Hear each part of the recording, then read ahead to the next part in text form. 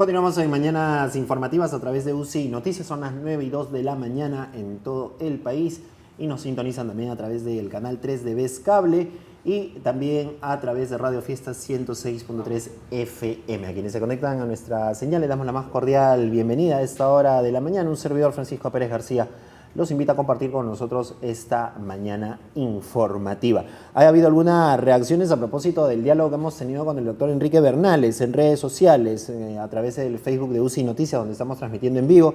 Señala, por ejemplo, Jessy Iturriaga: peor que lo que tenemos en el Congreso. Por favor, ¿no cree Jessy que puede haber algo peor en el Congreso de la República de lo que ya tenemos? Moni señala: ¿experiencia en qué? En ser corruptos. Es hora de un cambio. El Perú sufrirá un poco con los nuevos congresistas, pero seguirá para mejor y no seguirán los corruptos vitalicios. Esas son las reacciones que hay en redes a propósito de la entrevista que hemos tenido con el doctor Enrique Bernales sobre las propuestas de reforma política que se estarán presentando esta tarde desde el Ejecutivo hacia el Congreso de la República. Vamos a cambiar nosotros rápidamente de información porque esta mañana han salido ya los primeros resultados de los pacientes que fueron trasladados desde Ayacucho hasta Lima luego de ser víctimas de una intoxicación masiva, una intoxicación que ha dejado 10 personas fallecidas. Para hablar sobre el tema estamos ya en nuestros estudios con el doctor Jesús Misano Gutiérrez. Él es químico farmacéutico y toxicólogo, a quien le damos la más cordial bienvenida a nuestros estudios. Doctor Misano, ¿qué tal? ¿Cómo estás? Muy buenos días. Doctor Misano, hace unos minutos el director del Hospital Hipólito Unanue, y lo conversábamos antes de ingresar al programa, ha dado ya un pequeño diagnóstico de la situación de los pacientes que se encuentran en nuestra ciudad capital y han dicho que como parte del protocolo han solicitado, y me permito leer lo que ha salido publicado, una serie de exámenes toxicológicos. Hay un cuadro clínico por referencia y había una sospecha. Tenemos los resultados, dice, hay organofosforados en orina y en sangre salió negativo. ¿A qué se está refiriendo el director del Hipólito Unanue cuando habla de los organofosforados en la orina? ¿Qué es lo que ha pasado con estos pacientes? Tenemos un grupo de sustancias químicas que se utilizan mucho en la agricultura para eliminar las plagas, por eso se le dicen plaguicidas. Dentro de este grupo de plaguicidas, los más tóxicos son los plaguicidas organofosforados. Y la particularidad que tienen estos plaguicidas organofosforados es que inhiben una enzima que es denominada acetilcolinesterasa, que desdobla la acetilcolina, que es un elemento propio de nuestro organismo para que frente a un estímulo nuestro organismo reaccione. Como es inhibida esta enzima, la acetilcolina producida por nuestro propio organismo se incrementa y eso es lo que causa la intoxicación. Entonces, lo principal es contrarrestar el efecto de esta enzima acetilcolina. ¿Con qué? Con atropina, que es el antídoto correspondiente. Pero en este caso hay que tener bastante cuidado con la presencia del plaguicida organofosforado porque como es altamente liposoluble, se acumula en el tejido adiposo. Entonces se le da el tratamiento con atropina, pero la atropina también es biotransformada y muchas veces uno se confía porque el individuo se recupera rápidamente. O sea, la sustancia puede quedar en la piel, en el tejido adiposo. En la grasa de la persona. Entonces, uno se confía porque el individuo reacciona, está alegre. Porque acá dice el doctor que incluso ya hoy día los deben estar alimentando, o sea que ya deben tener el tracto digestivo limpio. Así es. Pero lo que pasa es que se desaparece la atropina porque es biotransformada por nuestro organismo y el plaguicida del tejido adiposo, de la grasa de nuestro organismo, sale nuevamente a la sangre y puede causar una recaída. Muchas veces se han encontrado casos donde una persona aparentemente ya está sana, ¿no? No se le ha seguido dando el tratamiento y ya ha fallecido, ¿no?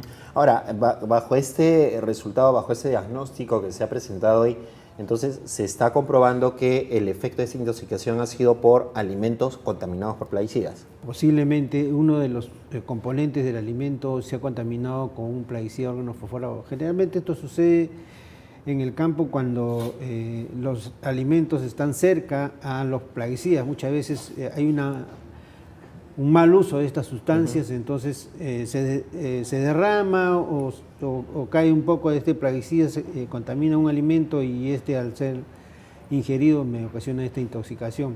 O algunas veces los recipientes donde se diluyen estos plaguicidas quedan residuos y ese es el que me causa la intoxicación. Ahora, ¿por qué estos elementos, estas sustancias que han llegado al alimento ha afectado de manera tan intensa a 10 personas que finalmente han terminado falleciendo y por qué otras han podido resistir esta situación y se están recuperando de alguna manera favorablemente? Existen muchos factores. Uno, la concentración, que es el factor más importante, ¿no? Algunas veces muchas personas ingieren mayor cantidad de alimentos que otras y eso hace de que haya una mayor intoxicación. Otras veces que la persona previamente ya tiene alimentos dentro de su estómago y al ingerir ya hay una mayor dilución y como el estómago, la mucosa gástrica está cubierta por estos alimentos, dificultan su absorción. A diferencia de una persona que está con el estómago vacío, ¿no? Entonces el plaguicida tiene mayor actividad, mayor liposolubilidad y ingresa más rápidamente, ¿no?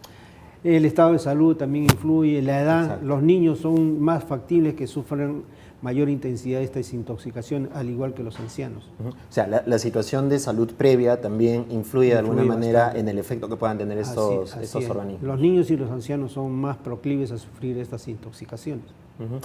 ¿Qué ocurre en el caso de estas personas? ¿Cuál debió haber sido la atención primaria, la primera atención que se le debe haber dado a estas personas? Digamos, esto puede ocurrir en cualquier lado. Uno puede finalmente comprar productos en el mercado, comprar verduras. No sabemos con qué tipo de sustancias han sido controladas. Pongamos que esto ocurre en nuestras viviendas. Yo voy, compro mis verduras, me preparo una ensalada o compro una carne, la consumo, ¿no es cierto? Y de pronto empiezo a sentir esta situación que se produce por causa de la intoxicación. ¿Qué es lo primero que tengo que hacer yo? ¿Qué es lo primero que tengo que hacerle a las personas que están en mi casa en ese momento y que están empezando a ser afectadas? Lo primero que tengo que hacer es evitar la absorción. ¿Y cómo evito la absorción? Originando el vómito mecánico. Tintilineo la úvula para arrojar. Muchas veces no sabemos qué tipo de sustancia química es la que está produciendo. Si es plaguicida, no le debo dar aceite, no le debo dar leche porque favorezco más bien la absorción. Ah, correcto. Entonces, generalmente no utilizamos materia grasa por si no se sabe qué sustancia. Por lo tanto, agua con sal, agua saturada con sal, me origina la regurgitación y con eso evito la absorción. Inmediatamente a emergencias, donde ahí se le debe dar el carbón activado que va a absorber y el vomitivo o el evacuante para evitar que se siga absorbiendo. Por eso es necesario que en todas las postas, en todos estos hospitales donde hay emergencias se tenga que tener como base el carbón activado para evitar la absorción de estos tóxicos. Ya, lo primero que tengo que hacer entonces es producir el vómito, tanto si yo he sido el afectado como en las personas que están al lado mío. Así es. Importante saberlo. Es importante y también tener carbón activado, porque muchas veces nosotros cuando realizamos nuestras charlas a través de nuestros alumnos de toxicología en la Facultad de Farmacia y Bioquímica de la Universidad de San Marcos, recomiendan esto a las personas a las cuales les dan la charla. Y muchas veces hemos encontrado que en muchos lugares de atención no encontramos el carbón activado. Yo considero que es imprescindible que en todos los lugares de salud deben haber estas sustancias. Y a nivel casero, ¿cómo se obtiene este carbón activado o qué sustancia la puede reemplazar para actuar inmediatamente? Porque digamos que los primeros auxilios de alguna manera son un paliativo que puede de alguna forma evitar efectos peores en la persona afectada. La forma más fácil es quemar el pan, ¿no? Quemar el pan. Quemar el pan y ese pan carbonizado darle a ingerir a la persona, ¿no? Mientras se llega al lugar de emergencia donde se le tiene que hacer el lavado gástrico. O sea, lo primero es generar el vómito, claro. Generar el vómito y después hacer este tema del pan lavado quemado. Gástrico ya. No, pero en casa digo, o sea, primero el vómito y después el pan quemado. Y el pan quemado, sí. Inmediatamente trasladarlo al hospital. Necesariamente, porque no se sabe cuál es la letalidad del compuesto. Hay algunos compuestos que tardan en absorberse, como las sales de metales, por ejemplo, pero hay elementos que son altamente liposolubles, que se absorben rápidamente, que son, por ejemplo, los plaguicidas, ¿no? Ahora, usted ha dicho algo que a mí me ha preocupado y tiene que ver con el tema de los productos que tienen que haber en los hospitales para brindar este tipo de atención y para que la emergencia sea cubierta de manera rápida e instantánea. En regiones la cosa debe ser mucho más complicada. ¿Qué información tienen ustedes como profesionales respecto a los insumos que hay en los hospitales para evitar que estos cuadros de envenenamiento, intoxicación, tengan efectos más contundentes? Nosotros hemos trabajado con nuestros alumnos a través de charlas y seminarios que damos y hemos encontrado que en muchos lugares no hay carbón activado, que es algo elemental, ¿no?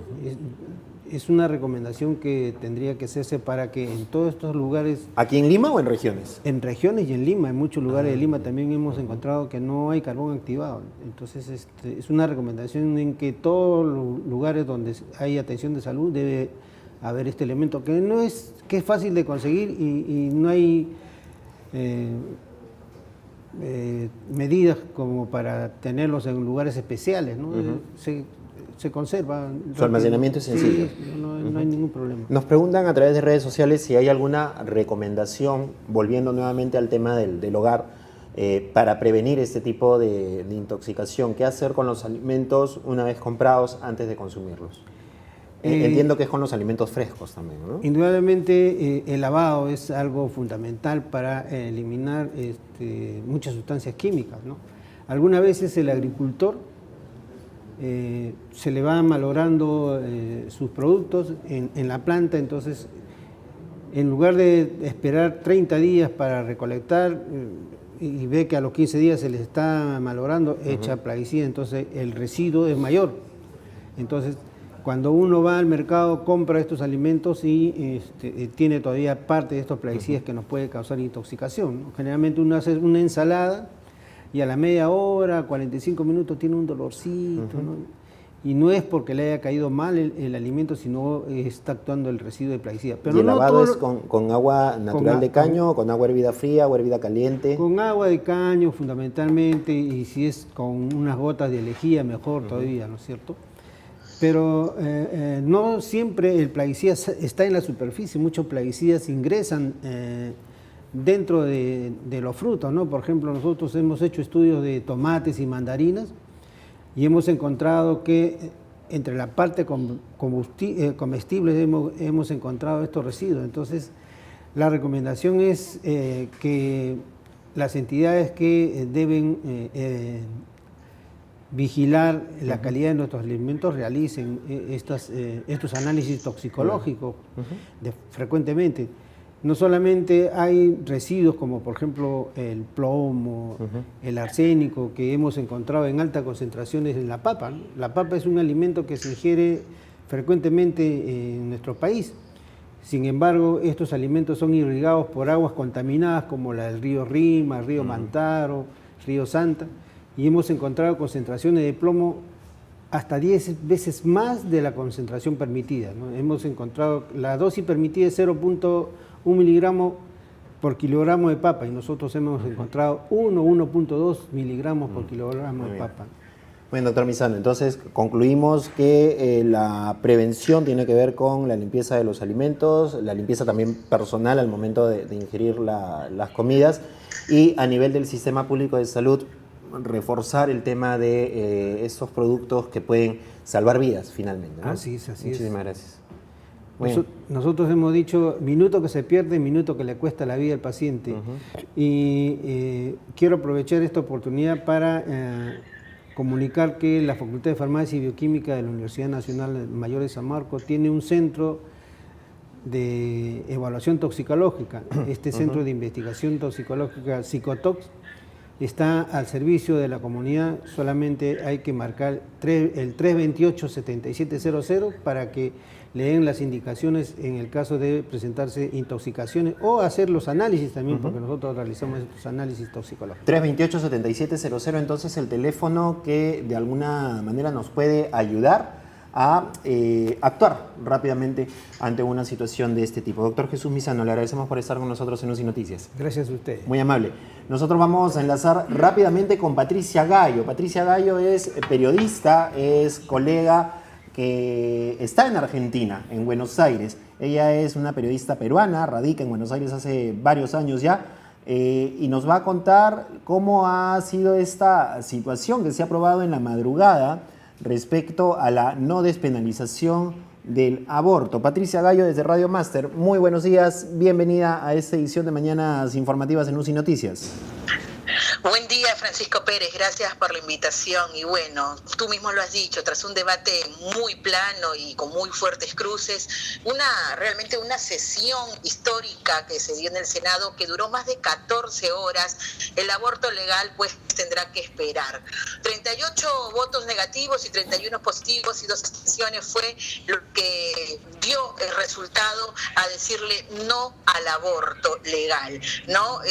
Como te decía, realmente la Cámara Alta rechazó ya esta iniciativa por el movimiento feminista desde hace prácticamente décadas que habilitaba el aborto hasta las 14 semanas. Ojo, ellos buscaban que sea hasta las 14 semanas de gestación e inserta la práctica del sistema público, insertarla en el sistema público de salud. Bueno, finalmente se dio el no. Te cuento que uno de los discursos más importantes y que la gente estaba esperando en el transcurso de la madrugada, que se dio justamente a la 1 de hoy día jueves, fue el aborto legal que tenía que hablar Cristina Kirchner, la expresidenta, que habló minutos después, como te digo. La expresidenta ratificó su voto realmente a favor y aclaró que ella siempre vota por la vida y que gobernará para la vida. Fue uno de las frases más resonantes en esa madrugada. Ahora, Patricia, ¿cuál ha sido la reacción de los dos movimientos que ha habido en Argentina, que son muy similares a los que hay en Perú? El movimiento del pañuelo verde, que estaba a favor de la despenalización del aborto, y los del pañuelo celeste, que estaban en contra de esta medida y que hablaban de la defensa de las dos vidas.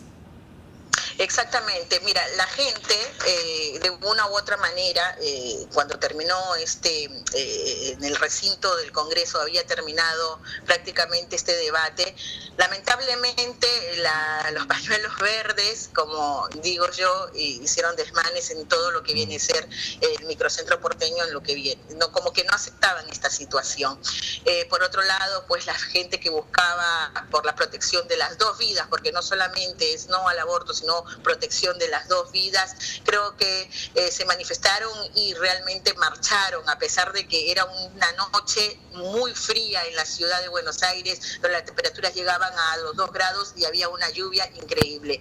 Realmente dejó a muchos, ¿no? Como que un sinsabor cuando se dieron cuenta que no había por el no, por las gentes de pañuelos verdes. Ahora, Patricia, un poco para ir terminando, ¿cuál es la posibilidad o cuál es el camino que se va a trazar ahora el movimiento que está a favor de la despenalización del aborto? Porque en declaraciones al diario La Nación de Argentina, el presidente Macri ha señalado que no hay una posibilidad de una consulta popular, de un referendo respecto a este tema. Y la propuesta en el Congreso ya no podría verse sino hasta el próximo año, un año electoral también en Argentina. Exactamente, mira, en estos momentos esto pasa hasta el 2020, recién tendrá una nueva oportunidad esto de 2020 con una próxima renovación parlamentaria, ojo, ¿sí? Por otro lado, como decía, Macri, luego del rechazo del aborto legal, dijo que estos debates que comienzan y van a continuar, pero lamentablemente hay que esperar, todo hay que esperar. Y tú mismo lo has dicho, entramos prácticamente en estas fechas en un nuevo, como se dice, contienda electoral, pero bueno, ¿cómo te puedo explicar? Yo lo decía el día de ayer a un medio local, que se veía una grieta realmente fuerte en los diferentes partidos políticos, ¿no? Porque no es cuando uno va a un quórum de repente en diputados o senadores y, por ejemplo, el Frente para la Victoria puede decirte no y los radicales te pueden decir sí. En este caso no. Acá se notaba una grieta increíble en los diferentes partidos. O sea, había mucha gente del Frente para la Victoria que te podía decir no y también del Frente para la Victoria te podría decir sí. Entonces era una grieta muy dada y muy sentida. Por último, Patricia, desde tu punto de vista, ¿cómo evalúas cuál ha sido la razón por la cual este proyecto de despenalización del aborto ha tenido esta reacción o este cambio tan fuerte desde lo que se discutió en la Cámara de Diputados, donde fue aprobado, y esta situación que se ha generado en la madrugada en la Cámara de Senadores? ¿En dónde es que ha habido un punto de quiebre para que se tome una decisión de este tipo? Mira, yo creo que, y definitivamente lo decía también, ¿no? Mucha gente ha hablado de que la iglesia tendría que mantenerse muy, Al margen. muy afuera de esta situación, ¿no? Según dicen por ahí que hay mucha gente que tomó la iglesia como que hubiese entrado prácticamente a forzar a que esto no se dé. Yo creo que, yo te juro, yo estoy en contra del aborto, y siempre yo me califico celeste, como voy a decirlo. Pero hace menos de una semana esto se venía de que iba a darse esta ley. Y de la noche a la mañana fue como un cambio muy brusco donde hoy vemos que pues dicen no al aborto. ¿Un lobby eclesiástico podría denominarse el que ha tomado la decisión finalmente? Perfecto, tal como lo has conceptuado, un lobby eclesiástico. Muy bien. Patricia, te agradecemos por la posibilidad de conversar con nosotros. Estaremos al contacto en futuras ocasiones para seguir dialogando sobre este y otros temas que también son importantes en Argentina porque de alguna manera nos marcan también un camino de lo que podría pasar en Perú y lo que puede pasar también en otros países de la región. Muchísimas gracias, muy amable. Hasta luego, Francisco. Patricia Gallo, periodista de Radio Máster desde Buenos Aires, Argentina, contándonos y evaluando también un poco cómo ha sido esta situación en el Senado del país de La Plata, donde finalmente se ha tomado la decisión de no darle paso al aborto legal y despenalizado. Nosotros vamos a hacer una pausa y retornamos con más aquí en UCI Noticias porque tenemos más información, tenemos más enlaces, tenemos muchas más cosas que contarles, así que no se vaya de nuestra sintonía.